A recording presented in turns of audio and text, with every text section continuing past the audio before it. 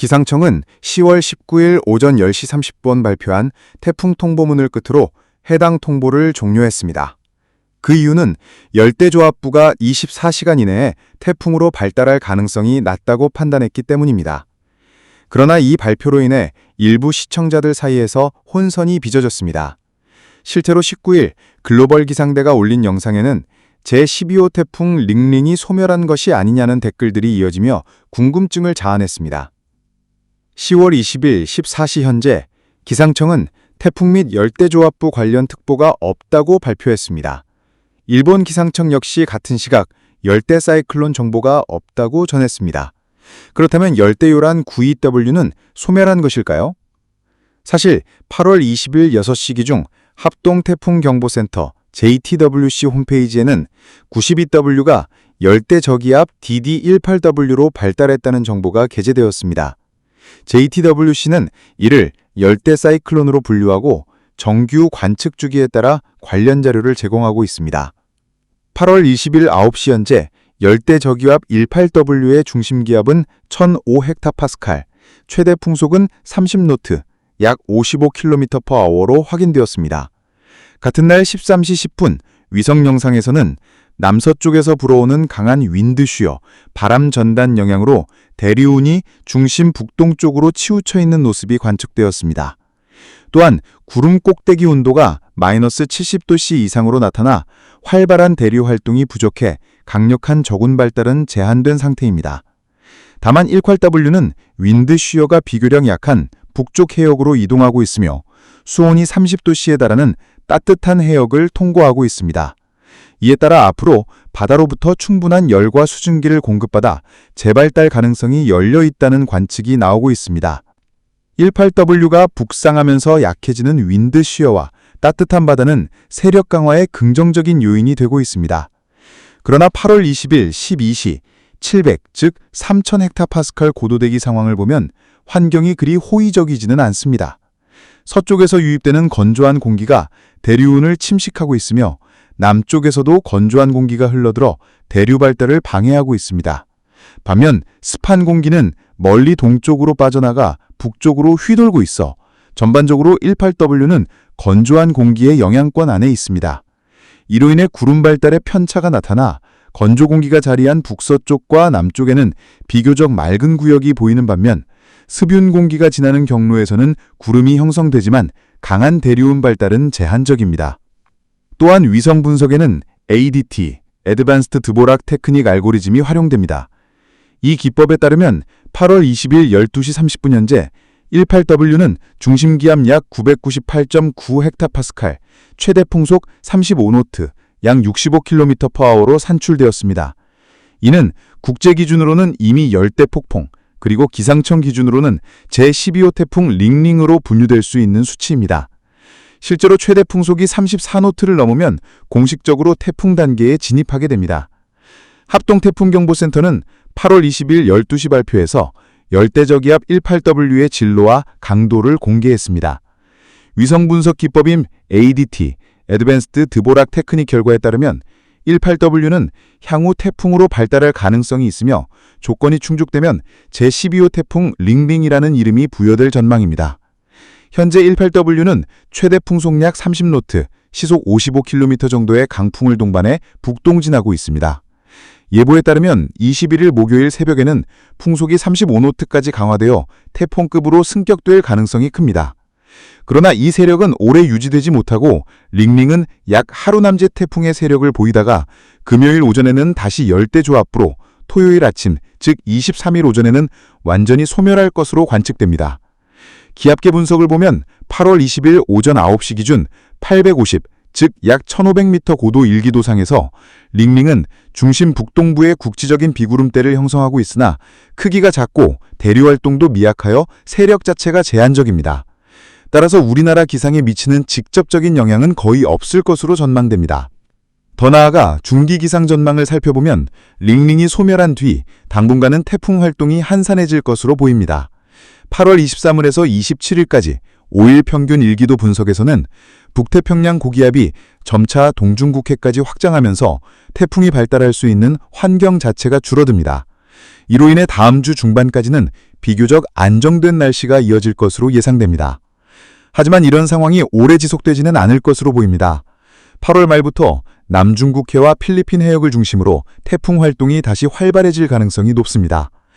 이 해역은 해수 온도가 30도씨 안팎으로 유지되고 있어 태풍 형성에 필요한 열과 수증기를 충분히 공급할 수 있는 환경이 갖춰져 있기 때문입니다. 특히 9월에 들어서면 북상하는 태풍들이 한반도와 일본 등 동아시아 지역 날씨에 직접적인 영향을 미칠 가능성이 크기 때문에 기상당국은 향후 발생할 태풍의 진로와 강도를 면밀히 모니터링해야 할 것입니다. 정리하자면 제12호 태풍 링링은 단명형 태풍으로 우리나라의 영향은 미미하겠지만 9월부터 본격적인 태풍 시즌이 도래하면서 변수가 커질 것으로 예상됩니다. 이와 같은 분석을 종합해보면 태풍 링링은 짧은 생애를 가진 약한 태풍으로 끝날 가능성이 큽니다. 하지만 그 과정에서 드러난 대기 환경의 특징과 해수면 온도 분포는 올여름과 초가을 태풍 활동을 전망하는 데 중요한 시사점을 제공합니다. 우선 북태평양 고기압의 확장 양상은 향후 태풍의 북상 경로를 크게 좌우할 요소가 될 것입니다. 현재 8월 20하순에는 고기압이 동중국해까지 뻗어나가고 있어 태풍들이 일본 남쪽 해상이나 서태평양으로 밀려나는 경향을 보일 수 있습니다. 그러나 9월에 들어서면 고기압이 점차 동쪽으로 수축할 경우 태풍의 진로는 다시 한반도와 중국 동쪽 해안으로 향할 가능성이 있습니다. 이는 우리나라 가을철 날씨에 최대 변수가 작용할 것입니다. 또한 남중국해와 필리핀 해역의 높은 해수온도 평균 30도씨 이상은 태풍 형성에 매우 유리한 환경을 제공하고 있습니다. 해수온이 높을수록 대기 중으로 방출되는 열과 수증기량이 많아지고 이는 곧 강력한 대류 활동과 저기압 발달로 이어집니다. 따라서 8월 말부터 이 지역에서는 잇따라 열대 저기압이 발생할 가능성이 있습니다. 한편 대기 상층의 바람, 윈드시어도 중요한 요소입니다. 링링이 강력한 태풍으로 성장하지 못한 가장 큰 원인 중 하나는 강한 바람 전단과 주변 건조 공기였습니다. 그러나 계절이 바뀌며 바람 전단이 약화되는 시기가 오면 후속 태풍은 링링과 달리 세력이 급격히 발달할 여지가 있습니다. 따라서 기상 전문가들은 링링은 영향이 미미했지만 앞으로의 태풍 시즌을 방심해서는 안 된다고 지적합니다. 특히 9월에는 한반도 주변 해역에서 태풍이 북상할 확률이 높아지고 추석 무렵에는 기상 변동성이 커져 농업, 해상운항, 항공편 등에 실질적인 영향을 줄 수 있습니다. 제12호 태풍 링링, 18W 및 향후 태풍 전망 8월 20일, 8월 21일 목요일 새벽 현재 열대저기압 18W는 최대 풍속 약 30노트, 시속 55km 내외의 바람을 동반하며 북동진하고 있습니다. 예보에 따르면 21일 목요일 새벽에는 풍속이 35노트에 도달하여 태풍급으로 발달할 가능성이 크며 국제 기준에 따라 제12호 태풍 링링으로 명명될 수 있습니다. 환경 조건 남서쪽에서 불어오는 윈드시어는 다소 약해지고 있으나 여전히 중심 대류운을 북독 쪽으로 밀어내고 있습니다. 서쪽과 남쪽의 건조 공기 유입으로 대류 활동이 제한되며 강한 저군 발달이 어렵습니다. 다만 해수면 온도 30도씨 내외로 따뜻한 바다가 충분한 열과 수증기를 공급하고 있습니다. 영향지역 규슈 남부와 류큐 열도, 국지적 강풍과 파도 2m 이상 예상. 우리나라는 직접적 영향은 거의 없고 일부 남해안에서 너울성 파도가 관측될 수 있습니다. 8월 21일 목요일 낮부터 8월 22일 금요일 오전까지 링링은 최대 풍속 약 35노트의 약한 태풍으로 잠시 유지될 전망입니다. 그러나 바람 전단과 건조 공기 영향으로 중심 구조가 정비되지 못하고 대류운 분포가 비대칭적입니다. 따라서 강한 태풍으로의 발달 가능성은 낮고 단명 태풍에 그칠 것으로 예상됩니다. 8월 22일 금요일부터 8월 23일 토요일 오전까지 태풍 링링은 8월 21일 금요일 오전부터 다시 세력이 약화되며 열대저기압으로 격하, 23일 토요일 오전에는 완전히 소멸할 가능성이 높습니다. 지역별 영향, 규슈, 류큐, 비와 바람이 잦아들고 파도도 점차 낮아집니다. 한반도, 간접 영향 종료, 고온다습한 여름 날씨가 재지배합니다. 8월 23일부터 27일은 태풍 활동 잠잠, 북태평양 고기압이 동중국해까지 확장하면서 이 기간 동안은 태풍 발생 환경이 불리해질 전망입니다. 우리나라는 고기압 가장자리 영향으로 무더위와 국지적 소나기가 이어질 수 있으나 뚜렷한 태풍 영향은 없겠습니다. 8월 말부터 9월 초에는 태풍 발생 활동이 재개될 전망이며 남중국해와 필리핀 해역은 여전히 해수 온도가 29도에서 30도씨로 높아 강력한 열수분 공급원이 되고 있습니다. 이에 따라 새로운 열대저기압 형성 가능성이 커지고 8월 말 이후 태풍 활동이 다시 활발해질 것으로 전망됩니다. 진로 시나리오. 북태평양 고기압이 동쪽으로 수축할 경우 태풍이 북동쪽으로 휘어져 일본 부근을 통과, 고기압이 서쪽으로 확장할 경우 태풍이 서북진하여 남중국해, 중국 동부 연안, 거쳐 한반도에도 인간접적 또는 직접적 영향을 가능성이 있습니다. 제12호 태풍 링링은 단기 태풍으로 끝날 가능성이 크고 우리나라에 미치는 영향은 제한적일 것으로 보입니다. 그러나 8월 말부터 9월 초에는 태풍 발생 빈도가 높아지고 북상 태풍이 동아시아 기후에 큰 변수가 될 것으로 전망됩니다. 특히 추석 무렵인 9월 중순 이후에는 한반도에도 직접적인 영향을 줄 수 있는 태풍이 발생할 가능성이 있으므로 지속적인 관찰과 대비가 필요합니다. 태풍 12호 링링 불발과 남겨진 흔적. 하나는 베트남 북부로 상륙했고 또 다른 하나는 오키나와 인근을 따라 북상했다. 그러나 주목을 받았던 태풍 12호 링링은 끝내 탄생하지 못한 채 소멸하고 말았다. 8월 18일, 기상당국은 열대저압부가 태풍으로 발달할 가능성이 있다며 공식 예보를 발표했다. 실제로 당시 위성 관측에서도 강한 소용돌이가 포착되며 태풍 형성이 임박한 듯 보였다. 하지만 불과 하루가 지난 19일, 발달 가능성이 급격히 낮아지면서 기상청은 태풍 감시를 해제하고 해당 정보를 종료했다. 결국 12호 태풍의 자리는 비워졌고 링링이라는 이름은 다음 차례의 태풍을 위해 남겨졌다. 남서풍과 표현현상, 그리고 폭염.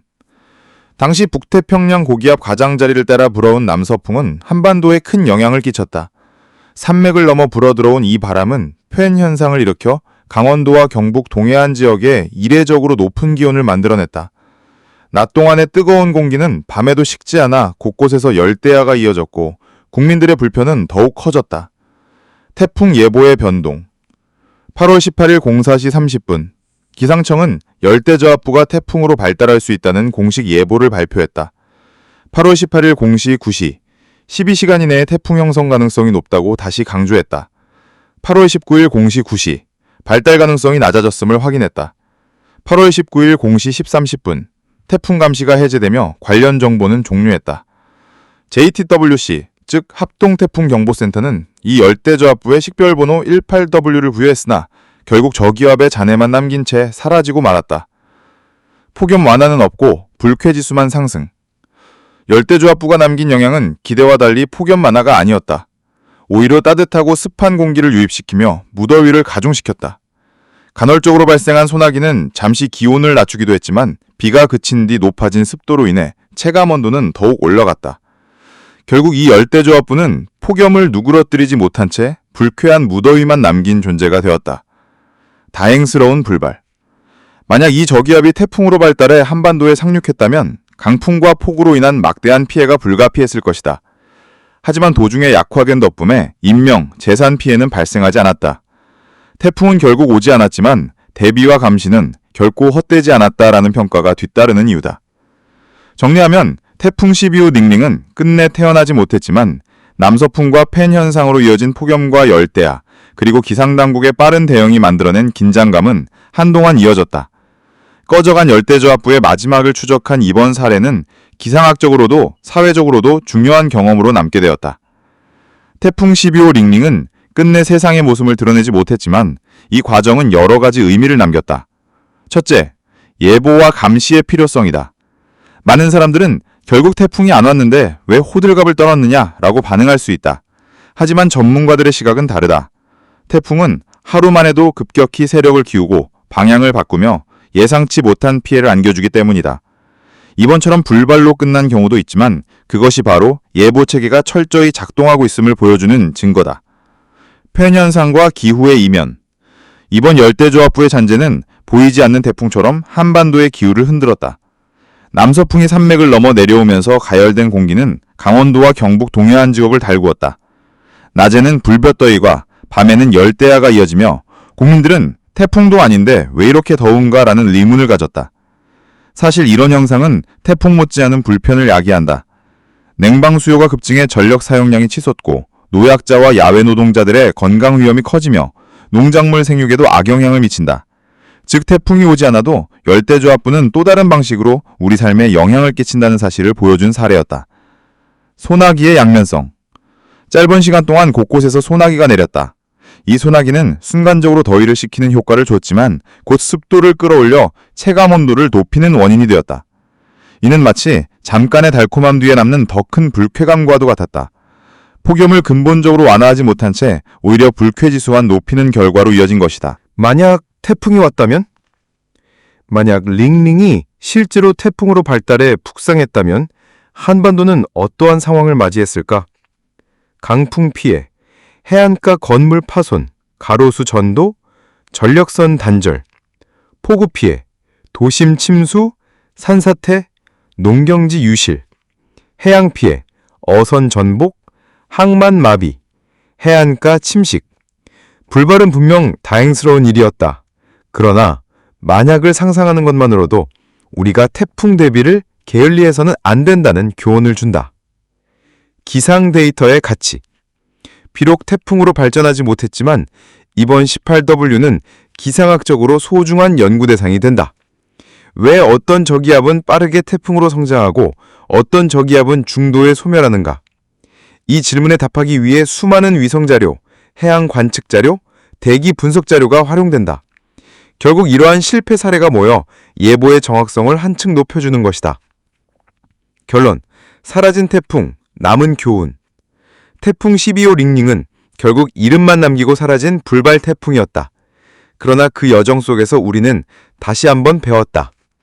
태풍 감시는 결코 헛된 일이 아니다. 열대저하부도 기후와 일상에 큰 영향을 준다. 다행스럽게 지나간 태풍도 분명히 교훈을 남긴다. 8월 21일 기상 상황 및 전망. 안녕하세요. 8월 21일자 위성사진을 통해 오늘의 날씨를 살펴보겠습니다. 현재 한반도 상공은 구름 한 점 없이 맑은 날씨가 이어지고 있습니다. 주요 비구름대는 모두 북한 북쪽을 통과하고 있으며 제주도 남쪽에서는 한때 태풍으로 발달할 가능성이 있었던 열대저하부가 북상 중입니다. 그러나 이 저하부는 세력이 약해 제주도 부근까지만 간접적인 영향을 주고 주로 일본 규슈 지역에 비구름대를 형성할 것으로 예상됩니다. 기상특보 현황. 오늘 전국 대부분 지역에는 폭염특보가 발효 중입니다. 일부 강원 산간 지역과 한라산 부근을 제외하고는 전국이 폭염주의보와 경보 아래에 있습니다. 특히 어제와 비교했을 때 폭염특보가 수도권까지 확장된 것을 확인할 수 있습니다. 현재 우리나라 상공은 북태평양 고기압과 티벳 고기압이 이중으로 겹쳐 덮고 있습니다. 북태평양 고기압의 가장자리인 5880선, 티벳 고기압의 가장자리인 12480선, 이 두 고기압이 한반도 부근에서 강하게 자리 잡고 있기 때문에 우리나라는 그 영향으로 폭염이 지속되는 상황입니다. 이러한 패턴은 다음 주 중반까지 이어질 가능성이 커 당분간 더위가 쉽게 물러나지 않을 것으로 보입니다. 어제 기온과 지역별 특징. 어제 19일 전국 최고 기온은 강원 삼척에서 38도를 넘겼습니다. 이는 지형적 영향이 크게 작용했기 때문입니다. 기온 분포 지도를 보면 주로 영남 지역과 동해안 해안가 부근이 더 진한 색을 띠며 높은 기온을 기록한 것을 확인할 수 있습니다. 그 이유는 서풍 계열의 강한 바람이 불어오면서 팬 현상이 나타났기 때문입니다. 소백산맥과 태백산맥을 넘어온 바람이 건조해지고 뜨거워져서 동해안과 영남 지방이 다른 지역보다 더욱 높은 기온을 보인 것입니다. 앞으로의 기온 전망. 8월 20일 수요일 전국 낮 최고 기온은 29도에서 36도 분포. 8월 21일 목요일 전국 대부분 지역이 30도에서 36도. 특히 서울 수도권은 전날보다 더 덥겠고 반면 동해안 지역은 서풍의 영향이 줄면서 기온이 다소 내려갈 것으로 예상됩니다. 8월 22일 프렌프라이 낮 최고 기온은 30도에서 37도로 폭염은 전날보다 한층 더 강해질 전망입니다. 당분간 높은 나라는 이중 고기압의 영향 속에서 무더위가 지속되겠습니다. 국지적으로 소나기가 내릴 가능성은 있으나 폭염을 누그러뜨리기는 부족할 것으로 보입니다. 특히 영남과 동해안 지역은 지형적인 영향으로 다른 지역보다 더 뜨거울 겠으니 건강관리에 각별한 주의가 필요합니다. 서울 수도권 지역은 낮 기온이 31도를 넘어설 것으로 보입니다. 특히 전날 잠시 잦아들었던 서풍 계열의 바람이 다시 불기 시작하면서 동해안 해안가와 영남권 지역에서는 횡 현상이 발생해 전날보다 훨씬 더 무더운 날씨가 이어질 것으로 전망됩니다. 다음은 태풍 관련 소식입니다. 현재 우리나라 남쪽 해상에서는 열대 조합부가 북상 중입니다. 예측 경로를 분석한 결과 제주도 부근까지만 영향을 주고 우리나라에 뚜렷한 비를 내리지는 못할 것으로 보입니다. 며칠 전까지만 해도 이 열대 조합부가 태풍으로 발달할 가능성이 제기되었으나 결국 세력을 키우지 못하고 약한 저압부 상태로 머물게 되었습니다. 쉽게 말해 현재 우리나라를 달구고 있는 두 개의 강력한 고기압이 태풍마저 막아내고 있는 상황이라 할 수 있습니다. 앞으로도 폭염은 다음 주를 넘어 지속될 것으로 예상됩니다. 과연 이 고기압의 벽을 무너뜨릴 새로운 기상 요소가 나타날 수 있을지 좀 더 지켜봐야 할 것 같습니다. 오늘 준비한 소식은 여기까지입니다. 시청해주셔서 감사드리며 구독과 좋아요 부탁드립니다. 항상 건강하시고 시원한 하루 보내시기 바랍니다.